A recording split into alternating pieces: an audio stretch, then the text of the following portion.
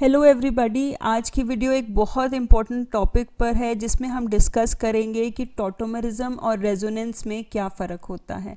टॉटोमरिज्म हम बहुत डिटेल में पहली 2 वीडियोस में स्टडी कर चुके हैं, जहां पर हमने देखा था कि टॉटोमरिज्म होती क्या है and what is it's mechanism. आज की वीडियो में हम डिटेल में स्टडी करेंगे कि what is the difference between tautomerism and resonance, और फिर उसके बाद हम कुछ इंपॉर्टेंट फीचर्स देखेंगे ऑफ कीटो इनॉल टॉटोमरिज्म। तो चलिए आज की वीडियो हम स्टार्ट करते हैं।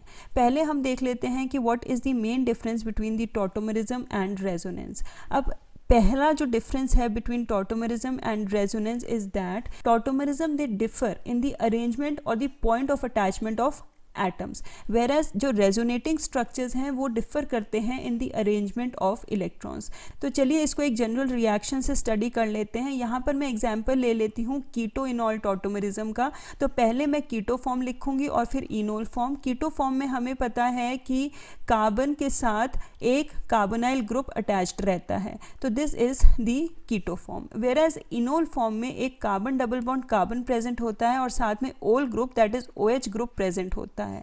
तो ये दोनों फॉर्म्स हमें पता है कि इंटर कन्वर्टेबल होते हैं और एक डायनामिक इक्विलिब्रियम में एग्जिस्ट करते हैं। अब यहाँ पर फ्रेंड्स आप देखिए कि जो अरेंजमेंट है या point of attachment of hydrogen है, सिर्फ उसमें ही फर्क है। वेरएज अगर हम रेजोनेटिंग स्ट्रक्चर की बात करें तो यहाँ पर मैं जो एग्जाम्पल लूंगी रेजोनेटिंग स्ट्रक्चर का, वो भी इसका एक इंटरमीडिएट ही ले लेते हैं। कीटो इनॉल टॉटोमरिज्म में जब हमने बेस कैटालिसिस स्टडी करी थी तो उसमें हमने एक कार्बोनाइन का इंटरमीडिएट लिया था। तो यहाँ पर मैं एक इंटरमीडिएट लिख लेती हूँ और उसके मैं रेजोनेटिंग स्ट्रक्चर्स लिखूंगी। तो यहाँ मैंने एक कार्बोनाइन लिया है, यहाँ नेगेटिव चार्ज कैरी कर रहा है with the lone pair of electrons, और इसका अगर मैं रेजोनेटिंग स्ट्रक्चर लिखती हूँ तो रेजोनेटिंग स्ट्रक्चर इस तरीके से हो जाएगा like this. You just observe over here what is the arrangement of electrons over here. यहाँ पर इलेक्ट्रॉन्स की अरेंजमेंट में डिफरेंस आ जाता है इन the case of the resonating structure, and more over जो एरो रेजोनेटिंग स्ट्रक्चर में लगती है वो इस तरीके की डबल एरो लगती है।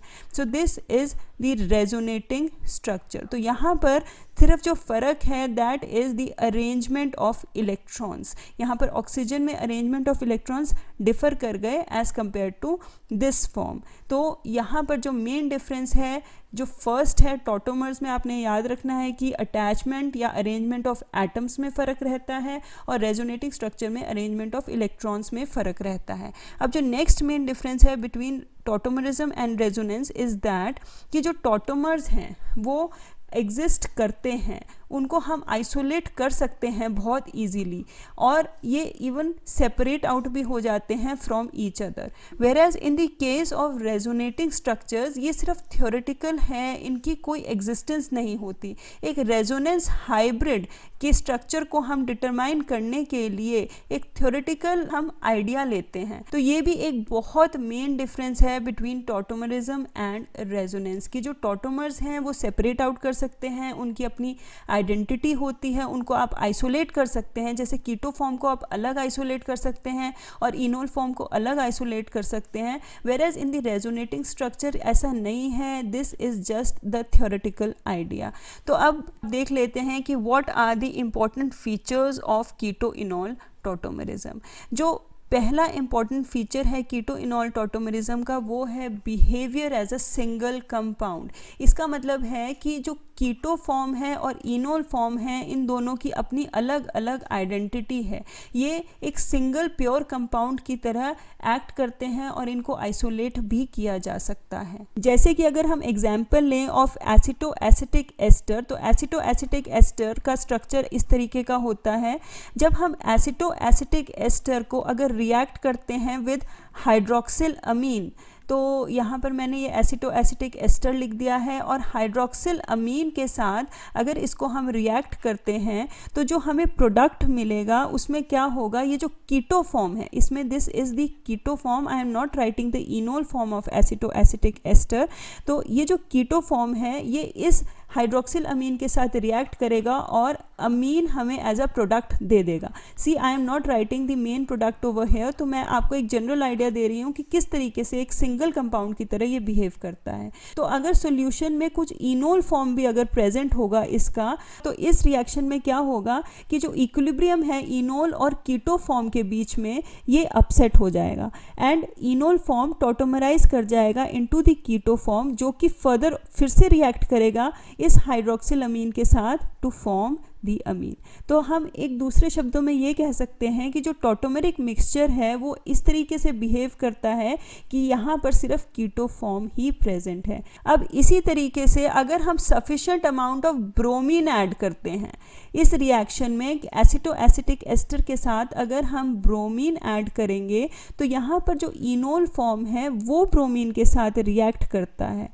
अब यहाँ पर फिर से क्या होगा कि ये जो इक्विलिब्रियम है between keto and enol form, ये अपसेट हो जाएगा और जो कीटो फॉर्म है वो कोशिश करेगा कि वो इनोल फॉर्म में कन्वर्ट हो जाए और वो ब्रोमीन के साथ रिएक्ट करके हमें फर्दर प्रोडक्ट दे दे। तो इस वाले केस में क्या होगा कि पूरा का पूरा जो टॉटोमेरिक मिक्सचर है वो ऐसे बिहेव करेगा कि जैसे ये इनोलिक फॉर्म में है। तो इस तरीके से ये एक सिंगल प्योर कंपाउंड की तरह एक्ट करता है। अब जो नेक्स्ट इंपॉर्टेंट फीचर है of keto enol tautomerism is that we can isolate the tautomeric forms. ये जो टॉटोमेरिक फॉर्म्स हैं इनको आइसोलेट किया जा सकता है। आप कीटो फॉर्म और इनोल फॉर्म दोनों को अलग अलग आइसोलेट कर सकते हैं वेरी इजीली।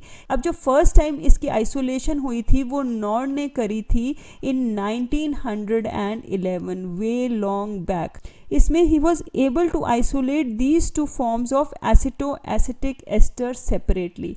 उन्होंने ये देखा कि एट 195 केल्विन पर जो दोनों फॉर्म्स हैं वो बहुत स्टेबल होते हैं और ये प्योर स्टेट में आप बहुत देर तक रख सकते हैं, स्पेशली इन क्वार्ट्स वेसल। अब यहाँ क्वार्ट्स वेसल ही क्यों यूज़ हुआ है, क्योंकि हमने पिछली वीडियो में देखा है कि जो ग्लास वेसल है वो बेसिक नेचर का होता है और बेसिक नेचर के होने के वजह से ये एक कैटलिस्ट की तरह एक्ट करता है between this keto and enol tautomerism. तो यहाँ पर स्पेसिफिकली उन्होंने क्वार्ट्स वेसल यूज़ किया in order to isolate these two tautomeric forms in the case of acetoacetic ester. तो इस केस में हम देखते हैं कि दोनों टॉटोमेरिक फॉर्म्स हम बहुत इजीली आइसोलेट कर सकते हैं। So that was all about this video. I hope कि ये वीडियो आपके लिए बेनिफिशियल रहेगी और इस वीडियो को देखने के बाद आपको main difference between tautomerism and resonance clear हो गया होगा। अगर आपको ये वीडियो पसंद आई then please do hit the like, share and also do subscribe the channel if you have not yet subscribed it.